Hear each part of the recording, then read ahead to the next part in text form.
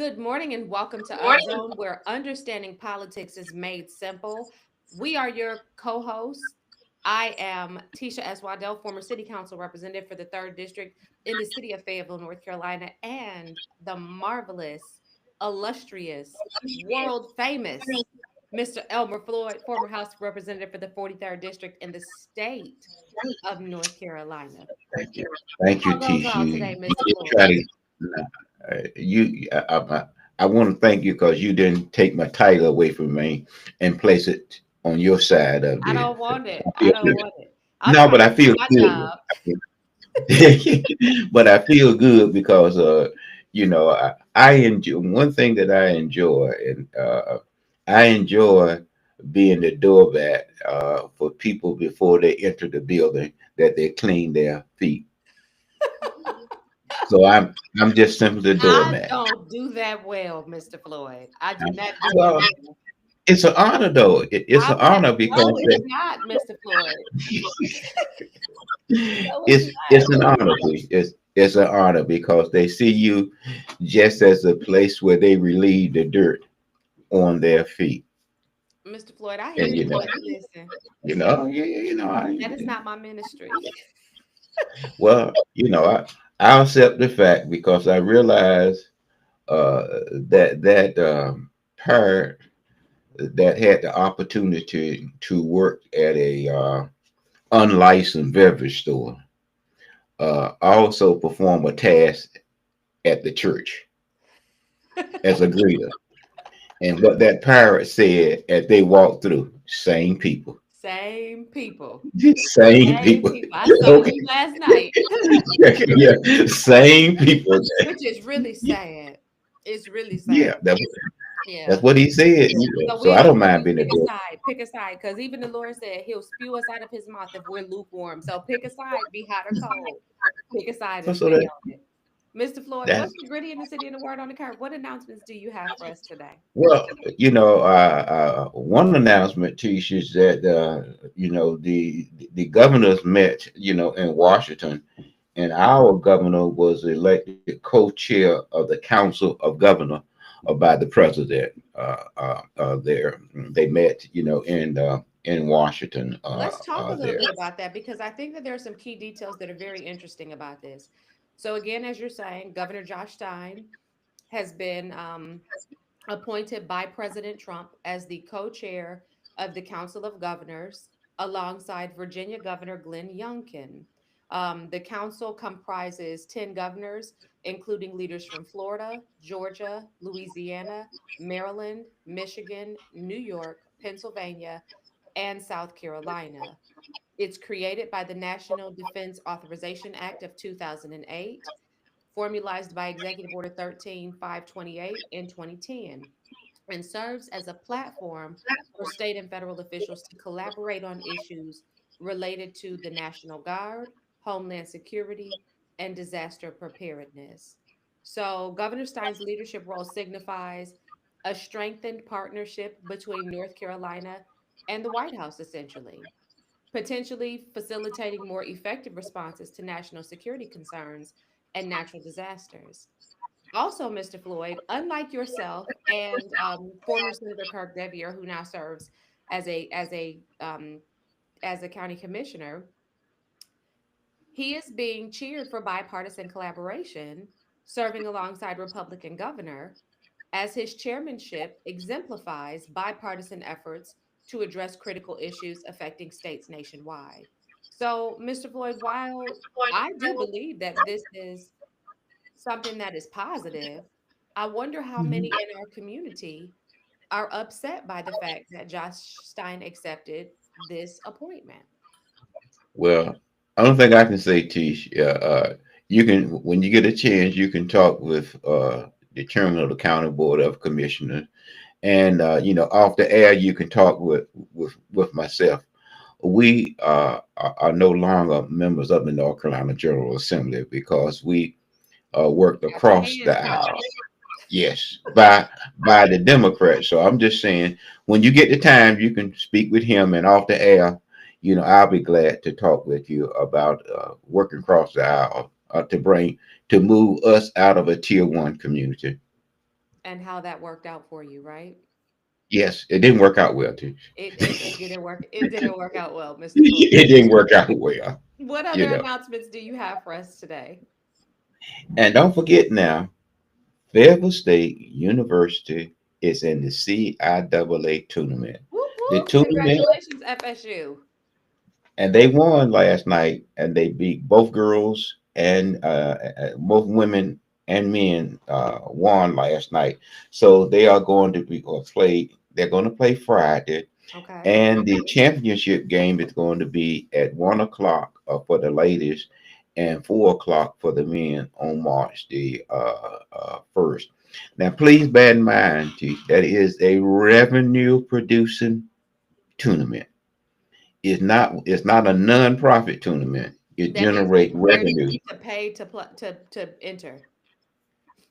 I mean, with the lodging there and all of the other things that's around there. And I remember going there. There was a gentleman that we called Mr. CIAA. I remember Mr. Whatever team was CIAA. playing, whatever team was playing, he would wear their uniform. And the CIAA got upset and didn't want him to change in the men's restroom. I mean, this was the show. I mean, you had ladies jumping all across the seats, wanting to take a picture with him. I mean, With Mr. he was CIAA. generating revenue. I Absolutely. mean, I couldn't understand why he wasn't bothering anybody. He was changing clothes in the men's restroom and then come up and model those And clothes. I clearly mean, he was but supporting the teams because he had to buy the jerseys. yeah, I mean, at least the colors. Now, the Right. other thing that you have, Chief, is that Waste to Energy meeting is going to be at Second Baptist Church Talk about on what that is, Wilmington Mr. Road. Floyd. Some people might not know what that is. That's the energy company that wants to burn plastic into diesel fuel, And Mr. and Evans it's talked a little located. bit about that last week, right? He spoke, Yes, touched on that a little bit. and that's going to be at the end of Coolstream Street. I think it's the other street. I forgot the name of that one. That's where it's going to be located. And there is some concerns about the community about the site itself. And they are going to have a meeting, and they invited both the Chamber of Commerce and also the CEO to have a community discussion as that relate. But Okay. if I may, the location of that is less than three-quarters of a mile from 130+ million facility, and that is the Where is it Civic Center. located? Okay. The Civic Center, Yes, straight up Gillespie Street, you're if correct. within three-quarters of a mile. So you're saying the location of And this proposed facility where they want to burn plastic bags to create yes, diesel fuel is going to be yes, less than a mile away from the proposed civic center. Well, yes. not And in proposed, order to get the to forthcoming civic center. yes, in order to get to that center, many of those individuals that are traveling on I-95 or north and south will use the Martin Luther King Freeway, which exit on Gillespie Street, in which the site will be visible, from that. Right. Uh, And Mr. but Floyd, one of the but things that we want to be sure that our audience understands, I'm sorry for interrupting you, please forgive me. mhm, One of the things that we want to be sure that they understand is why this is an important conversation. When you start talking about burning anything, much less plastics, you begin to talk about an environmental impact. So if there are not stringent mitigation methodologies put in place, you run the risk of creating a very sick community. And often what we're learning is because you don't know what you don't know until you know it, the mitigation methodologies put in place are often not enough because there were mitigation methodologies put in place when DuPont was leaking PFAS into the mhm. water. And now we have people whose health has been adversely affected irreversibly that have been, impacted by this industrial revolution. That was the word I was looking for earlier, Mr. Floyd. Industrial Yes. revolution. But you know what, Tish? But looking at this facility, where it's want to locate it, Right. two things that that brings, you know, to my mind. Why is that most of these things is in Malik Davis district? That's And one. did we talk about this last week? Ross said, I remember when Malik was running, and I remember, thinking to myself, where did they get this kid from? Like, who is backing this kid against Shaquilla Ingram, who has proven that she is going to bat for her residents? And I kept thinking to myself, once I started seeing how the dots connected, who he was related to, and who he was really being pushed by, because as you know, he's not, I don't think he's biologically related to the mayor, but his family is very close to the mayor's family. Like they're very intimately related. And so as I started kind of paying attention to all that, and I remember saying, you can be used without knowing you're being used. You can be Well, I mean, puppeted without knowing you're being puppeted. And it's easier to do when you're green. It's a lot harder to do when you're brown and seasoned. Okay. So, Mr. yes. Floyd, I think that's why I think it all makes sense now. And you kept telling me, watch the legislation, and I was like, what I'm gonna be looking for? Am I looking to see where he votes? No, look to see what's coming down the pipeline and why they needed somebody inexperienced in this seat to be able to move this stuff right on past. Well, that's the thing. When we look at this, we look at the Dust Bowl, we look at the Lock, what is it, Lock Creek, and that out there in Lock Creek. So just something that we have to look at. So why would you want to approve? The other thing you have to look at, Tish, is that it will be within a mile radius of downtown Fayetteville, Hmm. where you be sitting outside eating your food. It will have an adverse effect on City Hall and You its got several employees. schools in that area, in that footprint. Yeah, Hmm. you know. But then again, Tish, the other thing comes in that it goes back to what we call environmental racism, Right. is that the companies come in and they look at our community and see that there will be less resistance from the community and more blessing from those persons that are elected because we don't Right. participate strongly in the political process. So that's coming up, and Tonight is also the I attend. expungement clinic. Let's not forget to tell our people about that, Mr. Floyd.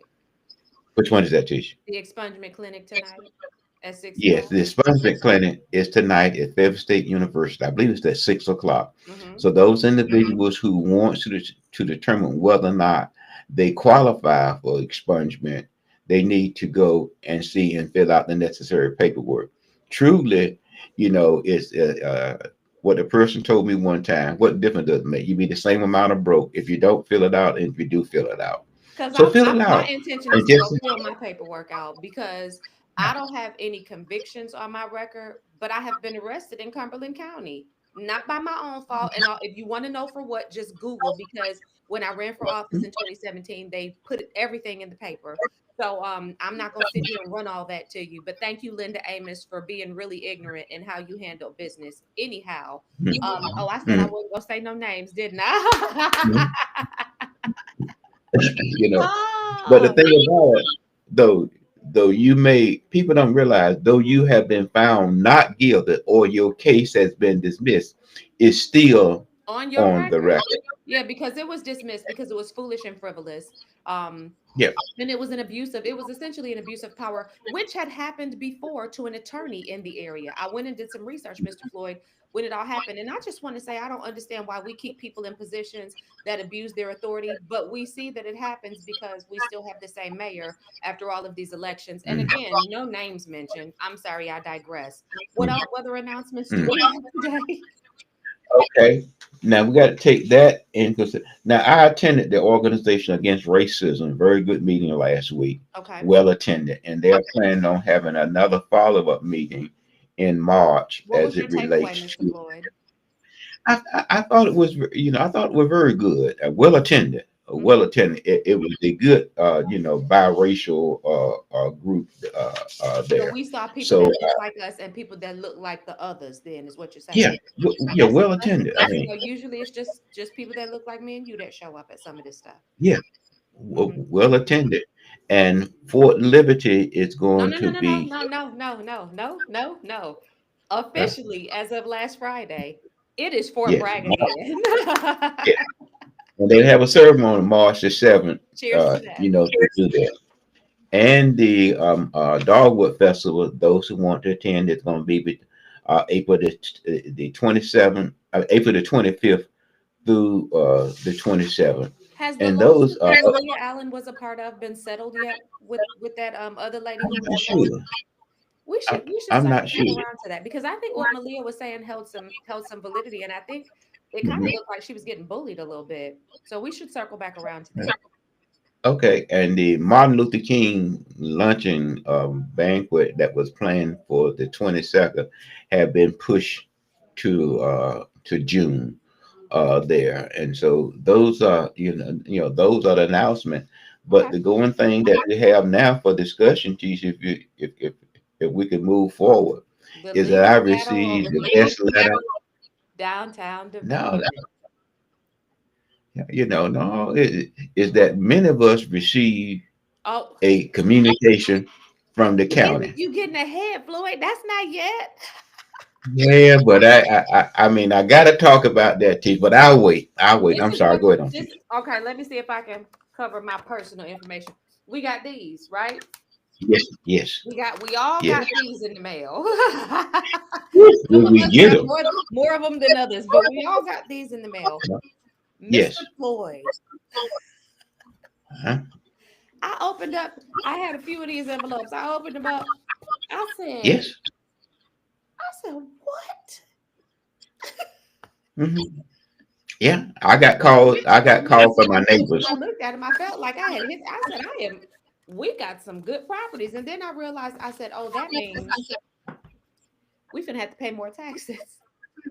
Yes, yes. I mean, if you go back and look prior to, I'm gonna say 28 to 2016, our property tax was at A. Okay, in 2017 to the day, our property tax was devalued, and the only property tax around us, the major one, was Jack Brick. So they did a revenue neutral, Hmm. and then we see that our taxes went up in Fayetteville. They listed 64%. Mr. Floyd, I looked at my paper. 64%. I had 100% increase at least in my property taxes. Hmm. At least and my Now, property taxes in the valuation of my property. yes. Now, bear in mind now, the double whammy is right now, Teach, for us going forward. And this is a climate change for many of us. We're going to see the city and the county as they prepare their budget for July 1. It's what the sticker shock is going to be. We've And already got the every sticker shock from year, PwC. and every year we have this conversation on our podcast about this budget process, and we talk ad nauseum about the different implications of where the money comes from and how the money is spent, and people don't pay enough attention, and we find ourselves getting what you just said, sticker shock. It's going to be a sticker shock, Teach, because when we look at it, let's just look at the county as an instance. The county just got an evaluation from the school system that it need 800 and some odd $1 million worth of school repair and renovation. Hmm. That's one. Our current chairman is looking at providing water and sewer throughout the county, and the rough figure is $1.4 billion. Hmm. Okay, and you're looking at the county is looking at number one is that how they are going to pay for their convention center or civic center Right. and the parking deck. Uh, so they're gonna need to get some form of legislation to move that hotel occupancy tax in order to get them some assistance. And Absolutely. on the other hand, the city budget is that you can recall that the county and the city and the other local municipalities lost a little revenue, and the city lost $12 million when the county took Changed. that money, Hmm. Hmm. changed the way that they did the disbursement. So the city is going to do that. it's going to look at that, and also the city is looking at increase in parking fee with the recommendation coming from the staff. Hmm. And I'm going to, I think I'm going to break my rule is I'm going to use the fitness center a little bit more often to help them, do the Which parking there. which fitness center would that be, Mr. Floyd? The one on Hay Street, Well, the before we parking deck get on to Hay. that, since you done already moved us into this conversation, we're gonna keep right on along with it. Let me show you what you shared with me. Let me show our audience. Tell me when you can see my screen. I do. Okay, so you can see that House Bill 59. So there's some relief possible for certain segments of our community, right? So when you think Yes. about these property tax valuations, and I thank God, like I'm gonna say this, my husband and I are able-bodied. As costs increase, we are able to work more as needed to or cut costs where needed to be able to keep up with these rising costs to the best of our ability. There are those who don't have the same opportunity. People who are on fixed incomes, people who have health issues that prevent them from being able to exert more effort to be able to keep up with these rising costs. And there has to be, so our elderly population, our disabled population, there has to be some conscious, some conscientiousness about that as we see these costs increasing, right? So if you go in the Yeah. grocery store, Mr. Floyd, eggs are going for $6 or $7 a carton, whereas they used to be 3.50, $4, right? So that's almost Mhm. that's almost criminal, essentially. Which, by the way, I do have eggs for sale. I will throw that out there. Our eggs beat Fairfax prices any day, and they're fresh and they're also organic. But we can't put an organic label because we're not paying for that. But anyhow, holla at your girl. But Mr. Floyd, there's a House Bill 59 that's being floated right now. Tell our audience about House Bill 59 so that we can really understand how this might be able to assist us as we move forward in this conversation, those populations that are a bit more affected by this conversation. Now, what 59 does, it provides some form of relief if passed. Hmm. If you're over 65 years of age, it allow individuals to, I think it's the first 45 $1,000 So what I'm seeing, towards so what that. I'm seeing right is you have to be 65 or completely Yes, disabled, yes, and your previous income could not exceed yes. $25,000. Mhm. And you can exclude And, 25,000 or 50% of the appraised value of the mhm, residence from taxation, whichever is greater. This mhm, proposes expanding that income, Mr. Floyd, right, from 25,000 to yeah. 48,000. Mhm. See, it's there to help, but it must be passed by the both chambers, and it will be done, and it will refer to committee on finance there. And Should we one show thing who the that these, finance committee is? Should we pop that up? yes, yes, yes, Okay, let me find that picture and we'll put that on our screen. Because I think those that's are the members that they need to contact and ask them to vote and support for this bill when it comes up for a committee vote. so again, if you'll let me know when you can see my screen so that I can be certain that our viewers are able to see who the finance committee people are. Yes, can you stroll up some more? Okay, Man, those are the members of the finance committee, and if we can see, I believe I think two of our members we've got from Cumberland Franklin County, Johnson, Michael Colvin, and Copeland. Diane Wheeler. Yes, yes, it's on that committee.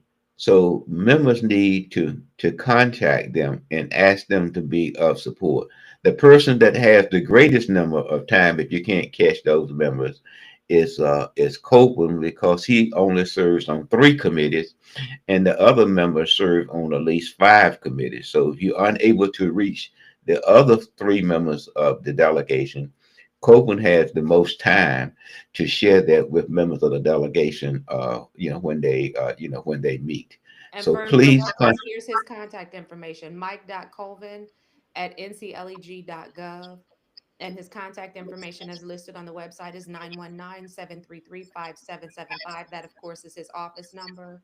And you will probably Mhm. be directed to his legislative assistant, Jennifer Twitty. But Yes, most certainly, you can let her know that you are contacting him in reference to House Bill 59. In all fairness, I would like to show the other two representatives' contact information also, Mr. yes, Floyd. So yes. we've got here Frances Jackson. Her contact number is 919-733-9892. Her email address is frances.jackson@ncleg.gov. Frances is spelled frances.jackson@ncleg.gov. Her legislative assistant is Destiny Williams. And then we have Representative Diane Wheatley, whose contact number is 919-733-5959. Her email address is Diane, Diane dot Wheatley, Wheatley, @ncleg.gov. And her legislative assistant is Al Wheatley, her spouse. And what I'd like to say again is if you would like to reach out to them about this, tell Dear LA that you are calling in regards to House Bill 59. And And because ask them they, to support it. yes, they need, they need that support. But Tisha, but our delegation, if I may, met with I think the city of Fayetteville, the Hmm. county of Cumberland, and Hope Mill, and their request, and dollar value was about $150+ million worth of financial support that they want the delegation to bring back to the county, and some other legislation pieces there. But if you can pull up for our audience Hmm. the calendar, and if we could scroll down to the bottom of that calendar. Tell me when you can see my screen again, Mr. Floyd. Okay. And if you scroll up, now just for our audience, if you want to pull up the calendar, and with the House bill, if you click on the blue, it will give you the language of that bill. Okay. Now, if you would, oh, that's not the calendar, Tish. Oh, I thought you wanted to The make it calendar bigger should be too, so that we could attached. show them the language of the bill. Okay. Okay. If you want to, you can click on the blue of any one of those bills, Hmm. you know, and it would give you the language of the bill, and also the sponsor and where that bill is signed and which committee it is assigned to. Hmm. If a bill is assigned to more than three committees, two committees at the most, it's practically dead. But if you look down here at the bottom of your screen, it gives you the committees and when they meet, and also you can possibly fill what is on the calendar for that meeting. That don't Hmm. mean that's on the calendar, because they can pull things and they can add things. But if you go, It takes but you if you go back into, to the, it tells you who's on the committee and gives you information about their upcoming meetings. yeah, Okay. yeah.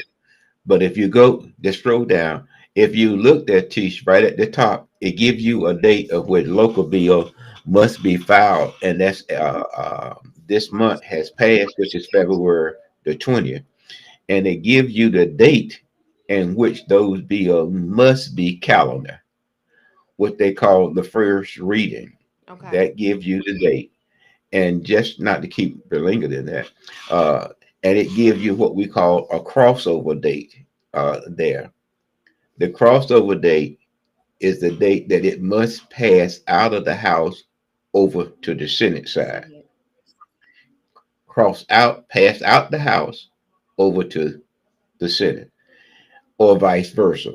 But please bear in mind, because you pass it over there, the Senate or the House can strip your bill, Tish, and add whatever language that they want to add in there, because it's passed one chamber. Okay. And the only thing that you can do is ask the clerk to take your name off that Off bill, of it. Okay. off of it, because the language changed. That is something that they can transfer a bill backwards and forward, Okay. as they need it. But please bear in mind, those governing bodies that ask the count, that ask the delegation to help them from a financial standpoint of view, That look, follow the if they calendar. don't see, if they don't see their bill, then they If also they don't see know their request, it's not happening. it's not happening. And if Mr. it's Floyd, you just appropriate, spoke to me 5 times before this podcast. I just got it just now. you just got it. If it's not there, if it's there in a bill, you got you got some wiggling room.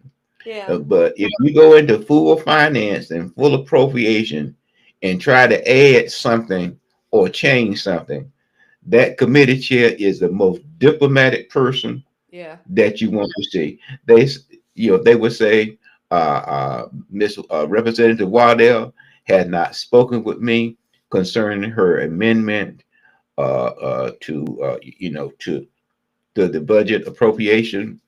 And at this particular time, I think it's a good request of Representative Waddell, but I cannot support it I cannot at support this this at this time. time. So let me, for the So people your who may amendment be is dead. almost dead. So if you're a little slow like me, let me tell you what I just caught on to. This calendar exposes to all of us what will be moving forward and what has not even been put on the table. So when we see our delegation going into meetings with the other parts of when we see our local delegation going into meetings with our state delegation, what we can take from that is we should be watching this calendar to see if our state delegation is acting on what the local delegation has requested. That is a good indicator as to whether or not you'll see the school development, whether or not you'll see the support for water being expanded throughout the county, whether or not you'll see all of these different things implemented that your city councilmen or your county commissioners are asking for. And then you can decide based upon that moving forward where you wish to place your support. If you agree with your state delegation, then of course continue to support them. And if you disagree with the fact that they have not done anything to request or lobby for this funding, then of course you withhold your support by way of your vote. Same thing at a local level. Mr. Floyd, thank you for being patient with me while I caught up. I appreciate you.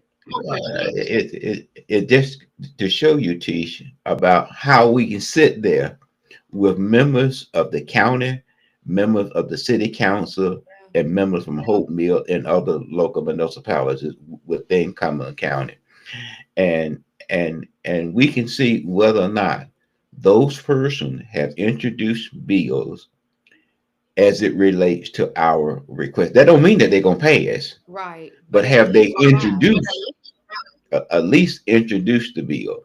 So if that bill has not been introduced by the 20th and calendar by whatever date that is, your delegation will sit in both finance and appropriation and get some good airtime. Yeah. I mean, some good airtime because it's not going anywhere, Tish. Yeah. I'm Yeah. sorry. I mean. Mr. Floyd, speaking of not going anywhere, let me ask you a question. What's your take on Fayetteville's legal battle over this incomplete downtown development? It really seems like this public private partnership has gone completely wrong. Why is the city suing developers over this stalled parking garage and mixed use project? Well, I think have you ever heard of sleep at the wheel? Yes. That's what had happened. And finally, we realized that we were behind the wheel driving down the street. Driving while It took sleeping. us just that long. Yeah, it took us just that long of when the developer in the stage to put up a parking deck. You're gonna wait for the developer to finish the top three floors, the fifth, sixth, and seventh floor, and then install an elevator. I mean, it doesn't make sense. And not only that, Mr. It Floyd. So doesn't in make March, sense. it doesn't. In March of 2017, Fayetteville entered into a public-private partnership with PCH Development Company and Prince Charles Holdings LLC, and the agreement aimed to revitalize the downtown area by developing Segra Stadium, renovating the historic Prince Charles Hotel, and constructing a new hotel, parking garage, and mixed use building all in one. So the city alleges that the developers failed to meet critical deadlines, including the substantial completion of the parking garage by March 2019. That's not an allegation, that's a statement of fact. And the mixed use building by October 2024. Additional claims involve unauthorized financial encumbrances and incomplete construction elements, such as the absence of an elevator and a permanent roof That's my over subject, Teach. That's my thing, Teach. I got to have that elevator because I can't play a Planet Fitness that monthly fee, Right, so right, I can be absolutely. physically able. Absolutely. So, representatives from PCH Development Company have expressed a desire to collaborate with the city to advance the project, acknowledging the need for a constructive resolution. They cite unforeseen challenges, including the COVID-19 pandemic and escalating construction costs, as significant factors contributing to the delays and project modifications. The lawsuit was filed in July of 2024. It is progressing through the legal system with a tentative trial date set for late June 2025. The city seeks judicial intervention to prevent the developers, because remember, they're trying to sell, from transferring Mhm. or encumbering the project assets, and request the imposition of an equitable lien or construction trust to safeguard its interests. Mr. Floyd, What Teach? this is this pooch. The city screwed this pooch again. Well, like I said, Teach is sleeping at the wheel. There's Absolutely. no way that I'm going to allow this development, and I'm looking at it on a regular basis there to go up, and then there's no elevator. But you are going to require the Waddell, if they build a two-story building, that they must have an elevator. Now, going back to the parking deck increase, you want to charge me a fair market value, but you're not supplying me all of the amenities that I need in order to use it. So Right. the staff recommended a increase in parking, but they didn't also put in there that we should build that we should put a elevator in there. I mean, come on, Tish. You're gonna Yeah. recommend an increase to a building that I must go to Planet Fitness in order to utilize. Well, let's I mean, remember that this whole development project, this whole development construct came with some heat, Mr. Floyd, yeah, because yeah. we had Jordan Jones, who was a part of PCH, and um, we had him recording a then seated city council member, Tyrone Williams, and Mhm. alleging that he was trying to shake him down, which, in all honesty, if you listen to the recording, that's not exactly how it comes across in my estimation. We had an alleged FBI investigation into this incident, and then we had crickets. And now we have this explosion of mess. So to me, it's almost just a bunch of junk But collaborated on top of junk, collaborated on top of junk. Tish, but can I want to respectfully disagree with you. I'm we are trying to work with the city. We are trying to work with the city to hammer out our differences so that the project can go forward. Yeah. Though I lease, though I lease, I signed a lease for $1 million for something over there in that building. Okay, Yeah. but we are trying to work with the city. Although the city may not known that that part of that was leased for $1 million, but who knows? Who Yeah. knows? I mean, it's a don't get me wrong, Teach. It's a beautiful building. Downstairs is empty. The Empty. parking, yeah, downstairs is empty. You got a we got a parking deck, and I just can't get up to it, Teach. I'm just not able to park on the fourth floor. Right. But you want to charge me, I'm just repeating, a fair market value.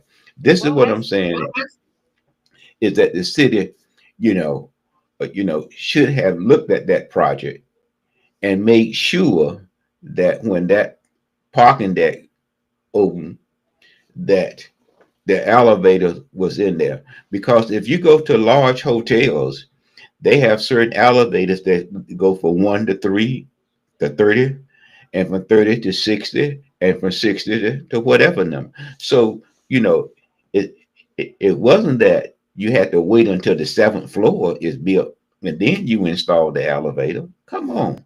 yeah.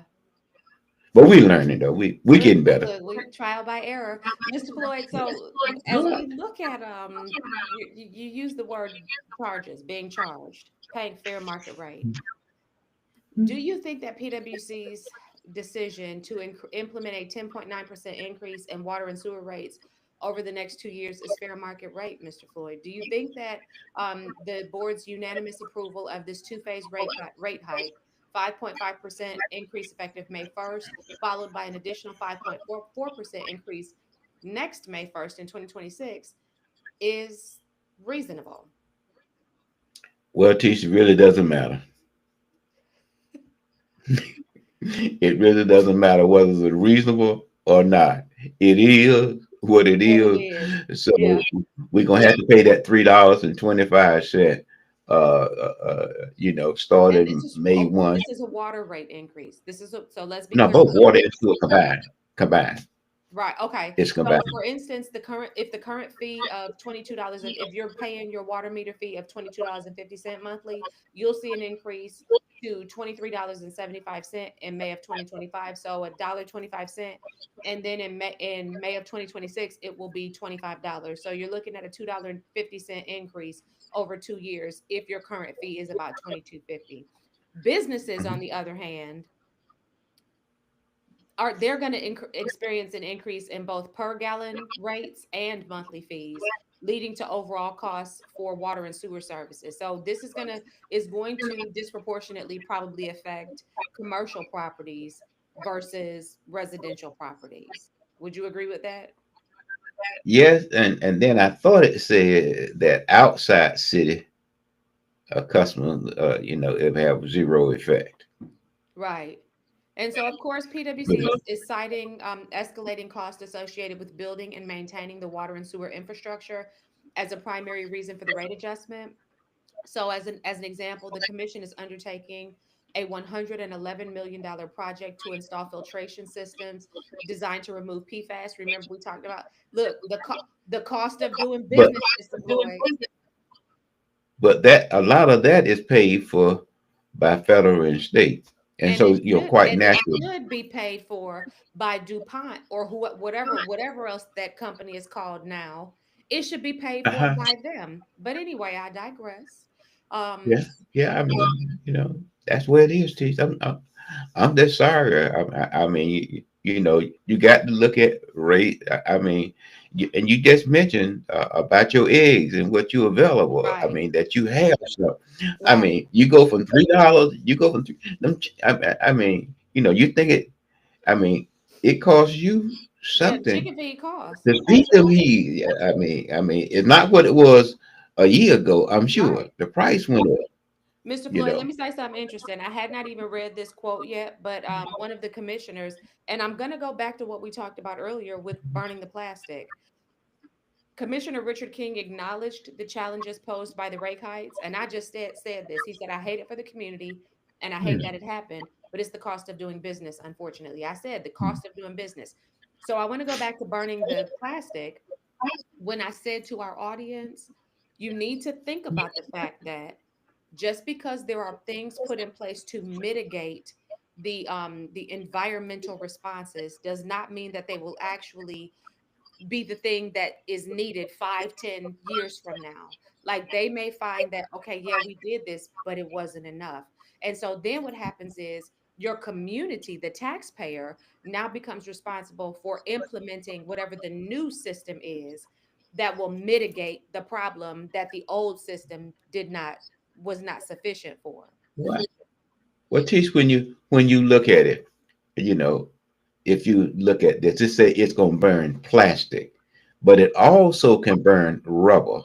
Which So is if just they as burn bad. rubber, yeah, which is say if they burn rubber, there's an additional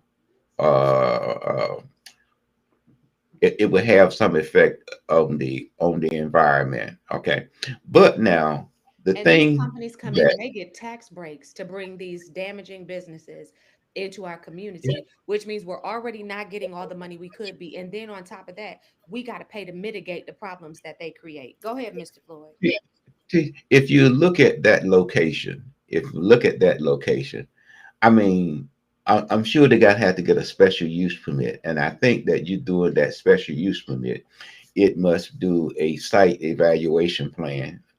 There, there's one I know, building but you they don't say that know.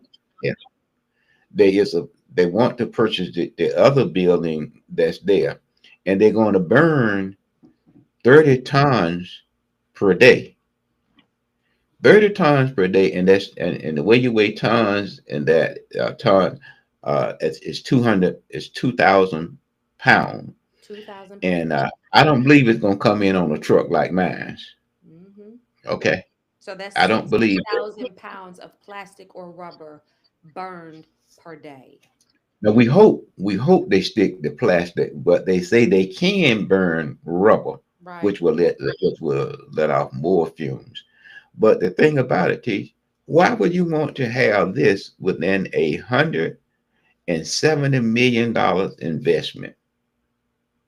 But then again, the land is cheap. It's in a minority community, and you get less resistance from the minority community as it relates to these kinds of. Uh, I mean, what they it's just amazing to me the buzzwords that they use. We only gonna burn plastic, Only. We're and only. just like yeah, only, and just like it's accessible to I-95, it's accessible to a Mr. train. Floyd, PFAS is literally the tiny particles that cannot be broken down from plastics.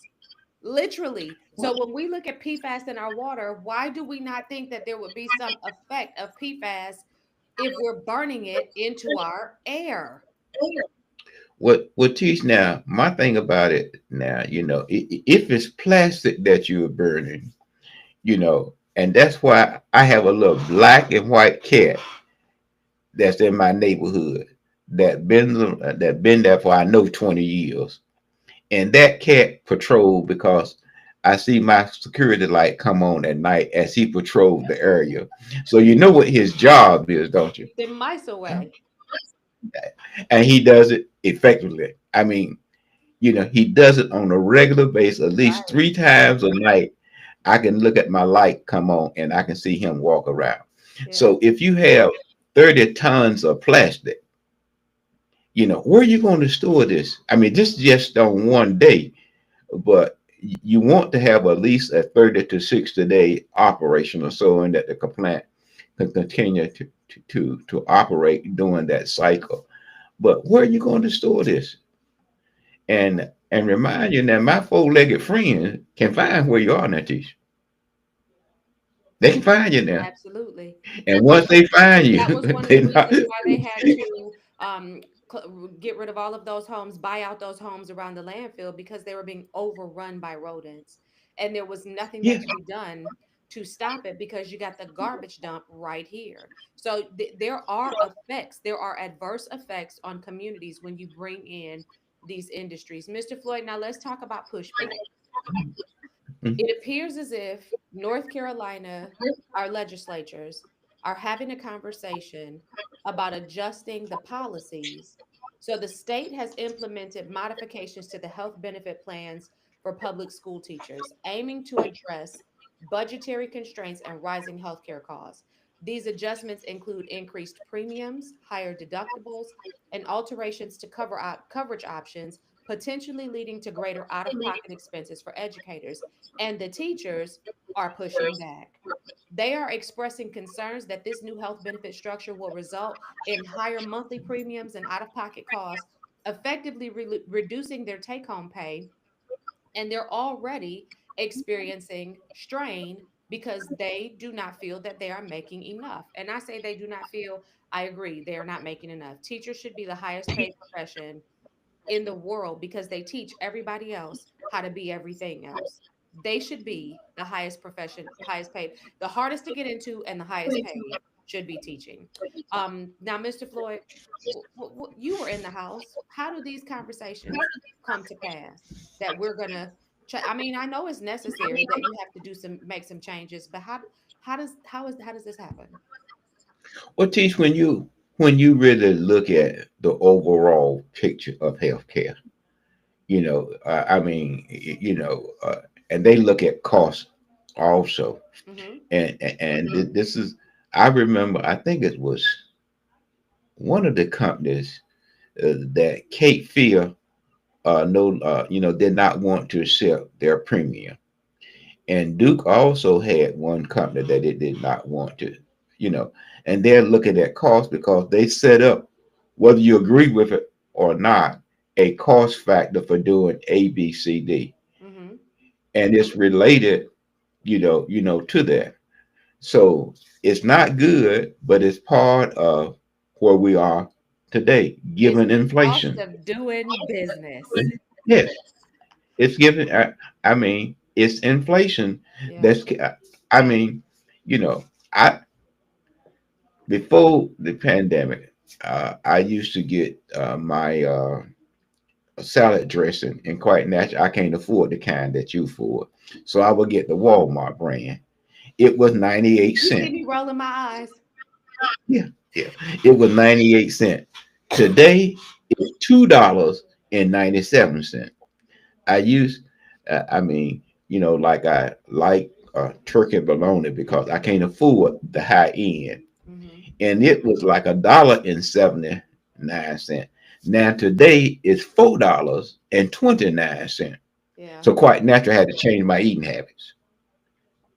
You know, that within itself, Listen, and you, and you yes, know, quite naturally, we're going to see this affect teacher retention and recruitment because quite yes, naturally, they're going to have to change their profession because if you cannot attract and retain me as a teacher and you cannot pay me a quality rate of pay, I'm going to go somewhere where I can make enough money well, to buy let me eggs, give you to buy let me bologna, give and you to this. buy salad dressing.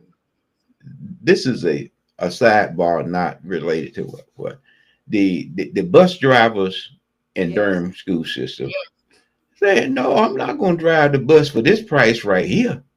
Not You every know, day. so what did that do?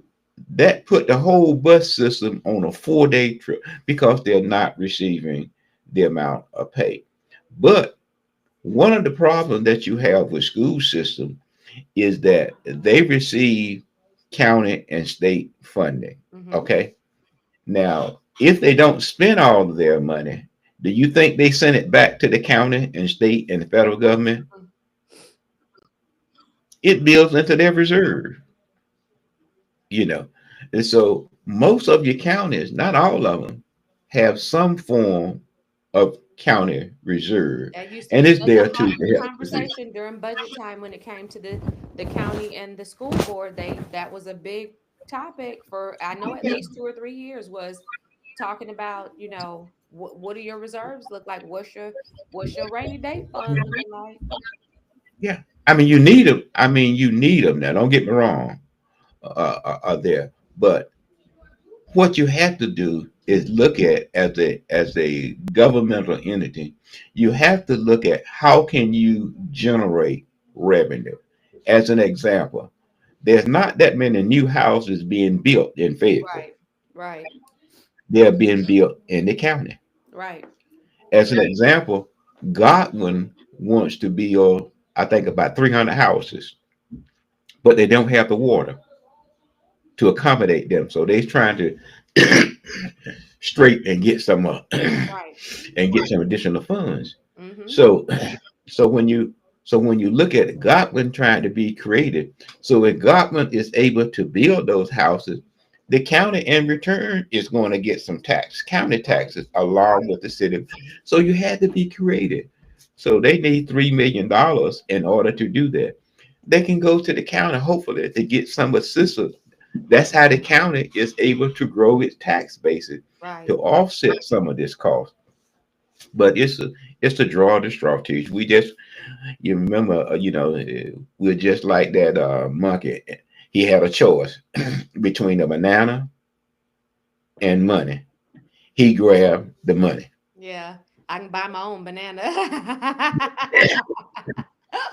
You see, Right. but that's the cost, teach, that we have to look at as a government entity. How can we attract new industry? Because Hope County is growing faster for residential population than Cumberland, And that was but that you was need what is industry. demonstrated in their property valuation. Their property values increased more than, like, the city of Fayetteville had the most modest property increase Yeah, I percentage mean, wise. so you had to look at that. So as it relates to the teacher, we all teach got to affect that. Even my homeowner insurance. Do I like it? No, no, I do not like it. But I'm gonna have to pay it. On if you got rental property, what you got to do? Purchase insurance, and you got to make sure that the tenant And we has always insurance. Yeah, you see, so it's a cycle in which we are living, and it's for the haves. It's not for not for the have not now. not for the have nots. You Well, know, Mr. Floyd, what you want to leave our audience with? Because that's it. you know where there is an opportunity to contact someone that you help elect, and there's a matter of concern. Now is the time to have an open conversation with those individuals and see, even if they cannot support your issue 100%, Right, just to see if they tried. right. That's all. See Yeah. if they tried. Mr. Floyd, and last night in Bible study, we were talking about how Jesus came and he said that he was the light and that the darkness of the world basically could not stand in comparison to his light. So I just want to remind everybody that while this does all of these different attacks on our finances does feel very dark, it feels very bleak, but there is a light that you can rely on. So I just want you to remember that it's not all on your back, it's not all on your shoulders. It's not all about what the government does, what your city or your county or your state legislators do. It really is about your perspective and who you serve. If you serve yourself, if you serve your finances, if you serve your government, you're probably screwed. But if you serve your creator, he has a way of taking care of you and making a way where there seems to be absolutely no way. Mr. Floyd, I know that you can attest to the number of times in your own life where you've seen a miracle happen, and I can do the same.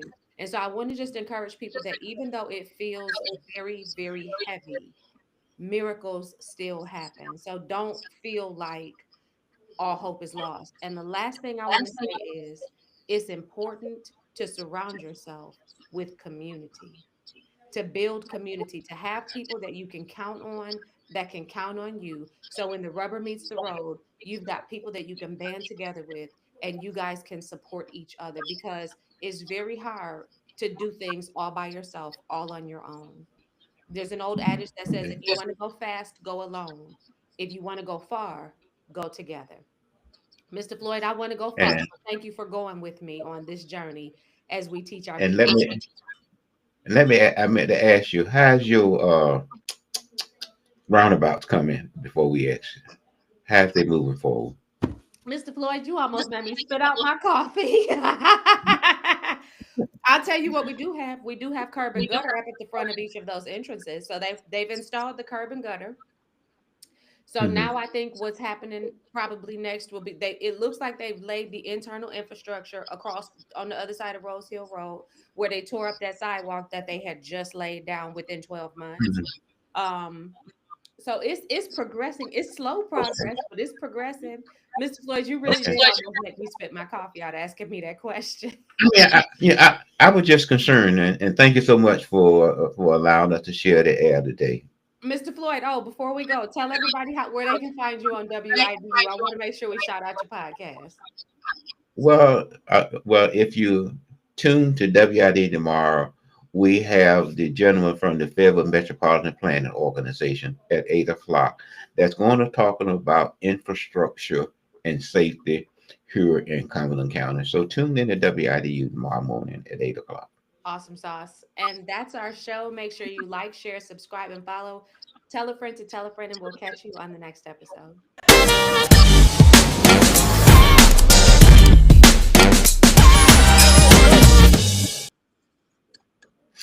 Thank you, Miss Waddell, for allowing me to share the air with you. Thank you, sir. Okay. Have a great day. All right. You too.